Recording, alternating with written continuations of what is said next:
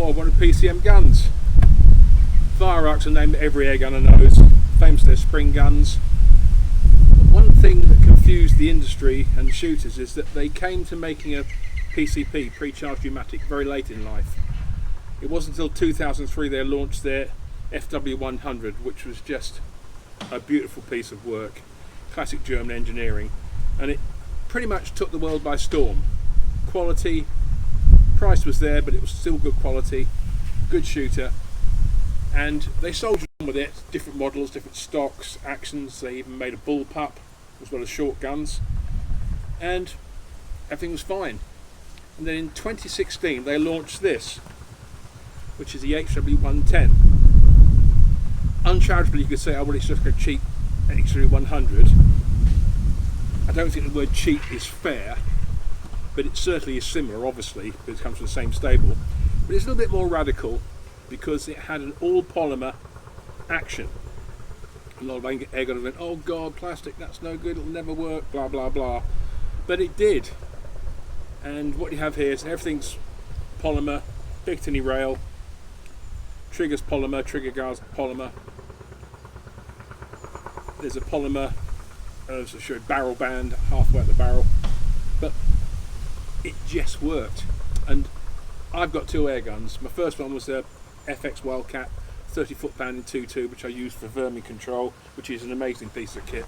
Just, you know, the power of that gun is just ridiculous. But I wanted a sub 12 foot-pound PCP, so I don't have to get on ticket.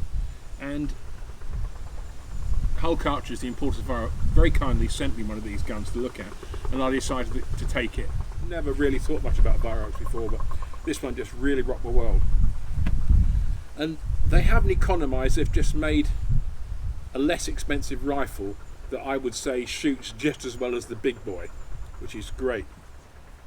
What you have here basically is, this is the first model, they've moved on a little bit now. You can also get a thumb hole stock for them in a grey laminate, looks very nice. I'm quite tempted, but this stock as it sits is very, very shootable.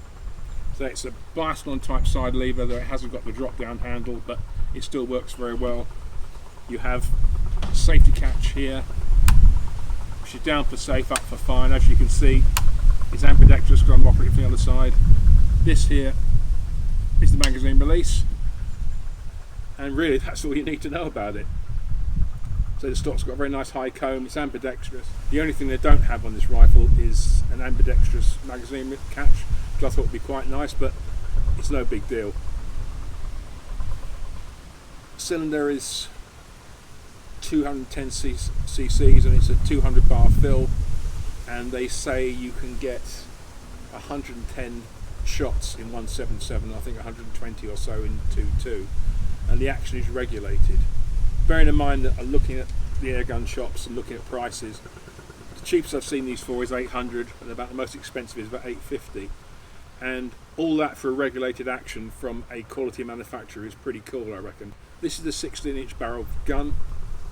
They do a carbine, I think it's 13.1 or 13.5 inches, slightly shorter tube. Shot count's a bit less, it's I think 70 in 177 and 90 in 2.2, but talk to some guys that do them, they like them because there's no real loss of power or anything, just you get a much more compact rifle. So it comes with a Weihrauch Modi, which is very quiet but very long, and it has an annoyingly long thread on it.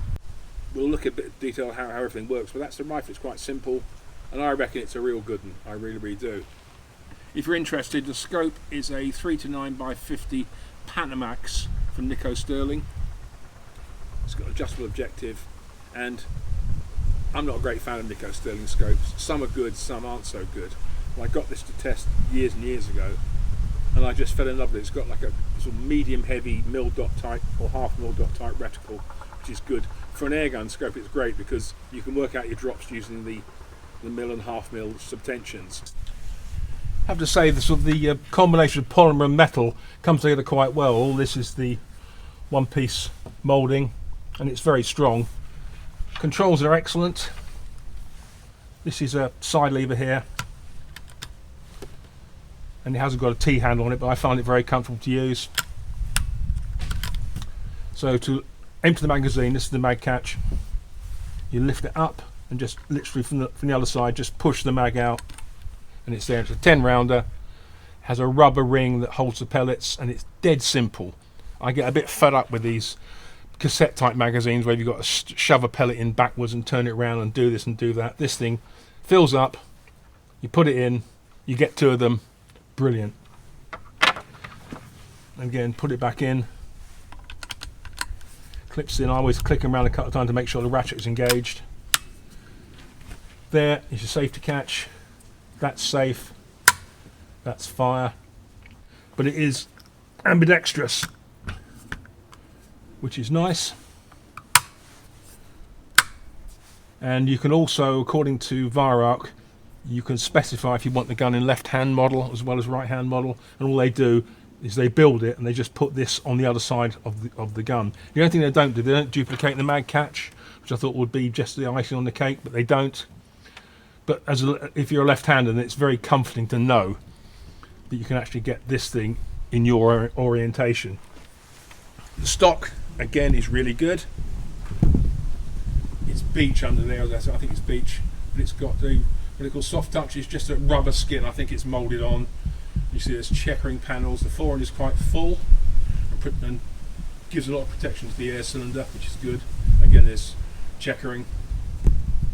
The cylinder is, I think, 210 cc's, fill pressure of 200 bar. The back end is manometer, tell you what pressure you've got.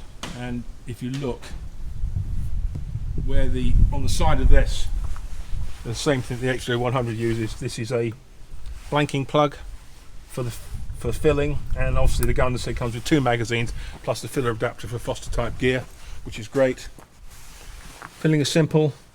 I'm using my favourite RDF Superdome field line 8.3 gram 177 pellets, and all you do is get the pellet, push it down, push it in, just make sure that your skirt is below the rear, which it is, but there's no problem losing pellets or pellets going too far forward or backwards, because the rubber ring just does exactly what it should do and keeps everything in place. And that's the rear of the mag, that's loaded with all the skirts. There it is. Okay, let's fire a few.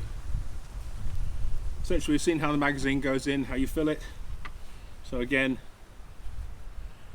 ratchet teeth to the front, lift up the lever, roll it in, it locks, and what I do with this, I rotate it a few times because that means the ratchet teeth align, so when I do this, it changes the first round without any problems. So your safety is here, we're in safe mode here, that's fire mode. To my firearms orientated mind, I would sooner push this lever down to shoot rather than lift it up, but hey, that's me. Trigger is very light, got to be a little bit careful with it. When I was testing this morning, I had a couple of instances where I just put my finger on the trigger without realising too much and it went off, but it does make it exceptionally light, and it's shot sub half-inch group at 30 yards, so I wasn't too unhappy with that. If you're interested, I know a lot of you air gunners don't really like bipods. As a rifleman, I love bipods, and this is how I use this. It's a Javelin light bipod on here. It plugs in, it's a magnetic connection, it plugs in and plugs out, and this comes as a package with 3 different length legs. So if I'm shooting off the bonnet of my truck, I'll put the shorter legs on, but it's just nice to have a bit of forward support. But the weight and bulk of the gun, though not too heavy, makes it very stable in use. So let's get 10 shots down the range.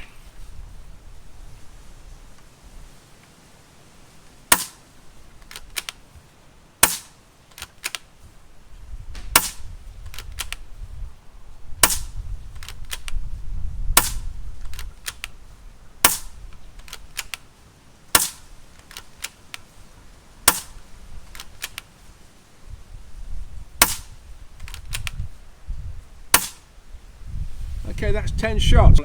So again, lift up, roll it out, and you're done.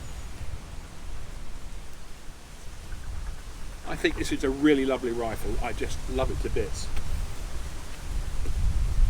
No great complaints, everything works well, everything's smooth. I do like the fact that the magazines are solid and they have a rubber O-ring holding the rounds in. You don't have any faff around when you've got to put a pellet in backwards and pre-stressor spring. These just load up and they're solid, and that's what I like about it. It's simplicity that counts for me, and I reckon they're as bomb-proof as they can be.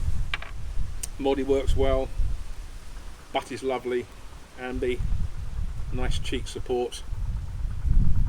Picatinny rail, probably, if I'm nitpicking, I wouldn't mind it a little bit longer, but I can live with it. It's just something a little bit more far forward. Length of pull's not too bad. Okay, so I just use my own pellets, which is RWS Superdome Field Line 8.3 grains, which is pretty much very much a standard load for 177.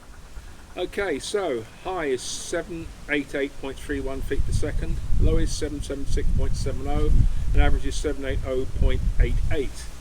Standard deviation is 2.55, and energy at the muzzle is 11.43. So getting to that 12 foot-pound, but that's maximum range of 50. You're getting about, I think, 4 or 5 foot-pounds at 15. It's slowly. But as we all know, with air gunners, that's good enough to kill rabbits and pigeons and things like that at the right distances. Group was 0.440, which I thought was quite good.